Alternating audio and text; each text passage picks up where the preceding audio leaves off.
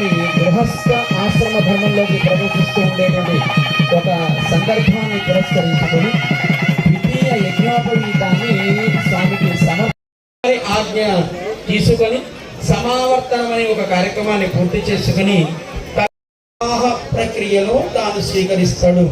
పురుషుడిగా వివాహ యోగ్యత ఏర్పడినటువంటి బ్రహ్మచర్య నుంచి గృహస్థ ఆశ్రమ ధర్మకి ఒకసారి కార్యక్రమం మన వాళ్ళు బాగా చేస్తున్నారు, చూద్దాము అని జయస్వామి ఆజ్ఞ మేరకు వారి అనుగ్రహాన్ని ఇక్కడి దాకా తీసుకొని చక్కగా జపిస్తూ తాము చేసేటువంటి వేద అధ్యయనానికి మూల విస్తరించినటువంటి వేదముగా లోకంలో ఏర్పడింది కనుక ప్రణవముతో కూడినటువంటి గాయత్రి మంత్రాన్ని నిత్యము జపిస్తూ ఆ గాయత్రి మంత్ర ప్రభావం చేత వేద అధ్యయనం చేయడానికి కావాల్సినటువంటి ఆ వారికి కూడా కలిగించాలి భగవంతుడు అని మేము ప్రార్థన చేస్తున్నాం.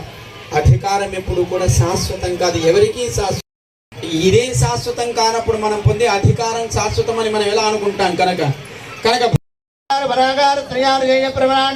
సౌభాగ్య గోత్రోద్భవే విష్ణు నిర్వహణ ఉన్నతే గోబ్రాహ్మణే శుభం భవతో అభిట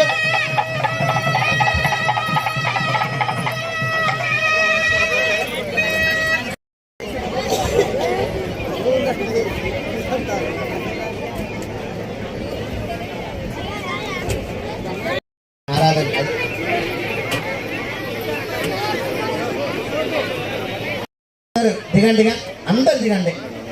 ఇక అందరికి వచ్చిందిరా, అందరికి అయిపోయిందిరా, దిగండి. తర్వాత మళ్ళీ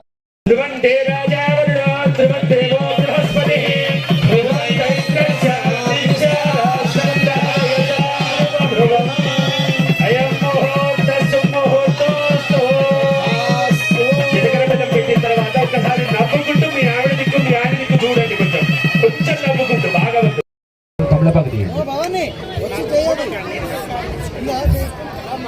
పవర్ ఒకళ్ళ నుంచి ఒకళ్ళకి వెళ్ళి ఒకళ్ళ మీద ఒకళ్ళకు ప్రేమ, అభిమానము, విశ్వాసము, గౌరవము కలిగి జీవితాంతం పిల్లా పాపలతో సుఖ సంతోషాలతో జీవిస్తారు. ఇది మన భారతీయ సాంప్రదాయం అండి. ఏ దేశంలో ఇట్లుండదు. వాళ్ళు ఎప్పుడు పెళ్లి చేసుకుంటారో తెలియదు, ఎప్పుడు ఎవరితో చూపులు కలిస్తే కుటుంబము ఆయురారోగ్యాలతో తొందరగా పిల్లా పాపలతో సుఖ సంతోషాలు.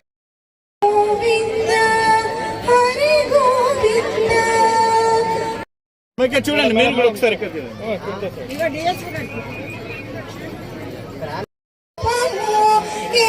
శ్రీ వెంకటాద్రి రూపము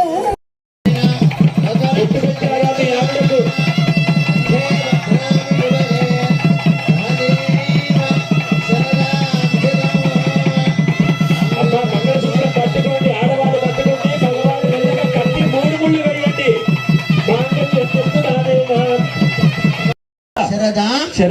శతం మెల్లగా 3 ముళ్ళు వేయండి, 3 వేయండి.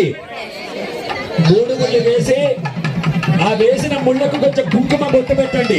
నమస్కారం చేయండి అమ్మా, లాగకండి, దండం పెట్టండి. బాబు ఫోటోలు దిగే వాళ్ళు తర్వాత దిగొచ్చు, కార్యక్రమం మధ్యలో ఉంది. దోషటి నిండా తలంబ్రాలు తీసుకొని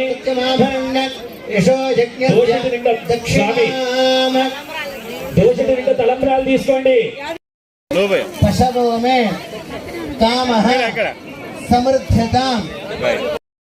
ఇక పోసుకోండి, మొత్తం పోసుకోండి. ఇక అన్ని కొంచెం స్పీడ్ గా పోసుకోండి. పళ్ళెం జాగ్రత్త, పళ్ళెం లేపకండి. పళ్ళెం లేపి పోసుకున్నాం ఒక్కటి కూడా.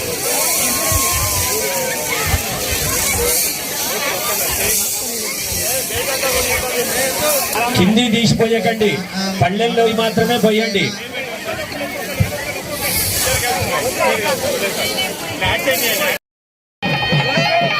మీరు ఇప్పుడే బెండ్ కాకండి, ఆమె వేస్తుంది కానీ.